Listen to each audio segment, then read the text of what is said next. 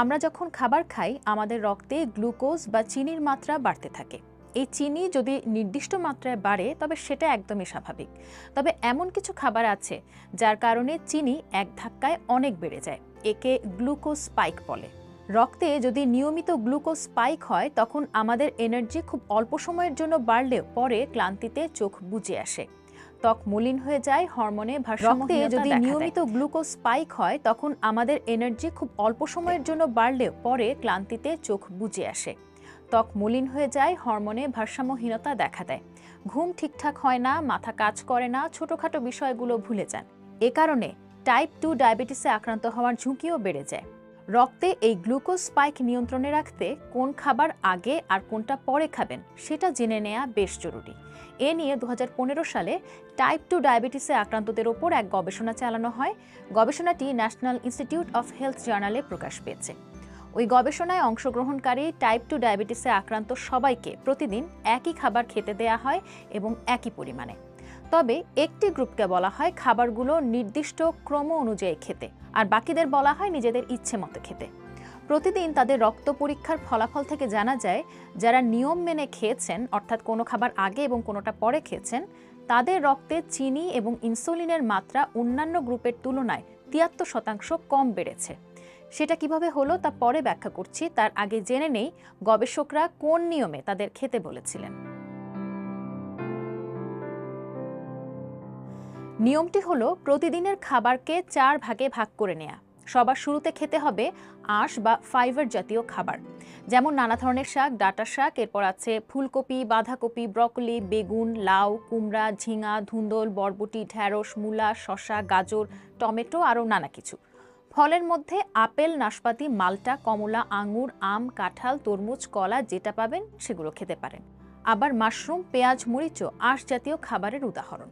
পরের ধাপে খেতে হবে প্রোটিন জাতীয় খাবার। এই প্রোটিনকে 3 ভাগে ভাগ করা যেতে পারে, যেমন শুরুতে বিভিন্ন ধরনের বাদাম বা বীজ জাতীয় প্রোটিন খেতে পারেন, এরপর উদ্ভিজ্জ প্রোটিন যেমন ডাল, ছোলা, এবং শেষে প্রাণীজ প্রোটিন অর্থাৎ মাছ, মাংস, ডিম বা দুধে তৈরি খাবার খেতে পারেন। তৃতীয় ধাপে খাবেন ফ্যাট জাতীয় খাবার, যেমন মাখন, ঘি, তেল, নারকেলের দুধ ইত্যাদি। সবশেষে খেতে হবে কার্বোহাইড্রেট বা শর্করা জাতীয় খাবার। শর্করা আবার 2 ধরনের হয়।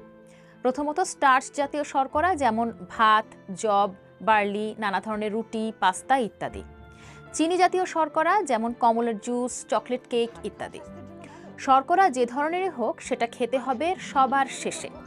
এই 4 ধাপে খাবার খাওয়ার সময় প্রতিবার 5 থেকে 10 মিনিট বিরতি নিতে পারেন, খুব ভালো হয়। আবার কোনো বিরতি না নিলেও চলবে। দেখা গিয়েছে যারা এই ক্রম অনুযায়ী খাবার খেয়েছেন তাদের রক্তে চিনির মাত্রা 73% কম বেড়েছে।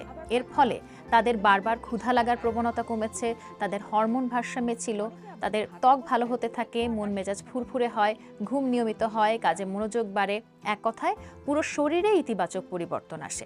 এখন এমন অনেক খাবার আছে যেগুলো এই 4 ধাপে ভাঙা যায় না, যেমন বিরিয়ানি, বার্গার, স্যান্ডউইচ, অর্থাৎ এগুলোই সব ধরনের খাবার মেশানো অবস্থায় থাকে। তাহলে উপায়?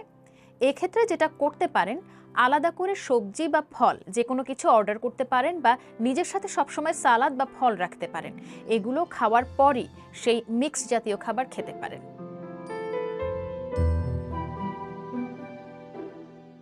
এতদিন অনেকেরই ধারণা ছিল আমরা যাই খাই না কেন সেটা পেটে গিয়ে সব একসাথে মিশে যায়, কিন্তু গবেষণায় তা ভুল প্রমাণ হয়েছে।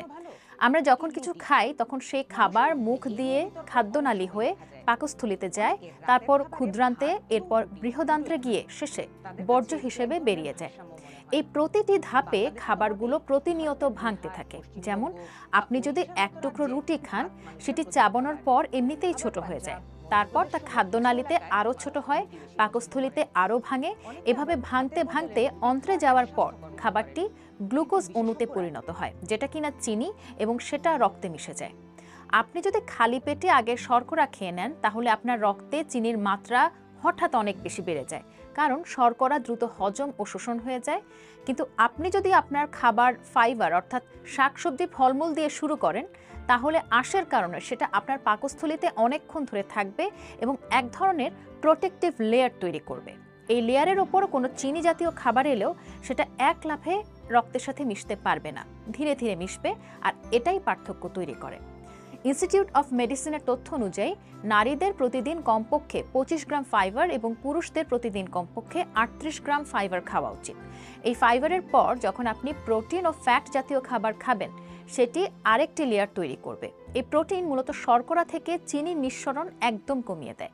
সবশেষে যখন শর্করা খাবেন, সেটা এই 2 লেয়ার ভেদ করে হজম হয়ে চিনিতে ভাঙতে যেমন বেশি সময় নেবে, ফলে রক্তে চিনি হুট করে বাড়বে না। পুষ্টিবিদ ক্রিস্টিন স্টেইনারের মতে ফাইবার ও প্রোটিন কখনো শর্করার মতো চিনির মাত্রা বাড়ায় না, কারণ ফাইবার ও প্রোটিন শরীরে হজম হতে ও শোষণ হতে অনেক সময় নেয়। তারা খুব ধীরে ধীরে চিনি তৈরি করে, ফলে রক্তে চিনির মাত্রা বাড়তে দেয় না। এ কারণে শরীরে অনেকক্ষণ ধরে এনার্জি থাকে। এই নিয়মে খাওয়ার আরেকটা সুবিধা হলো পেট অনেকক্ষণ ভরা থাকে, হুটহাট খিদে পায় না।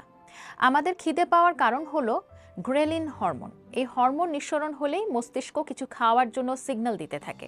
গবেষণায় দেখা গিয়েছে ফাইবার, প্রোটিন, ফ্যাট, কার্বোহাইড্রেট এই অর্ডার মেনে খাওয়ার কারণে খাওয়ার 2 থেকে 2.5 ঘন্টা পরেও গ্রেলিন হরমোন নিঃসরণ হয়নি। অনেক সময় 4-5 ঘন্টাও পেট ভরা থেকেছে।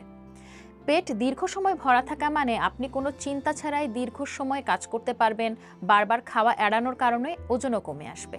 তাই আপনাদের যদি কারো বারবার ক্ষুধা পাওয়ার প্রবৃত্তি থাকে, তারাও এই নিয়ম মেনে দেখতে পারেন। টাইপ 2 ডায়াবেটিসে আক্রান্ত যাদের ওপর এই গবেষণাটি চালানো হয়েছিল, তাদের অনেকে টানা 8 সপ্তাহ বা 2 মাস এই নিয়মে খাওয়ার কারণে তারা 2 কেজি পর্যন্ত ওজন কমাতে পেরেছিলেন।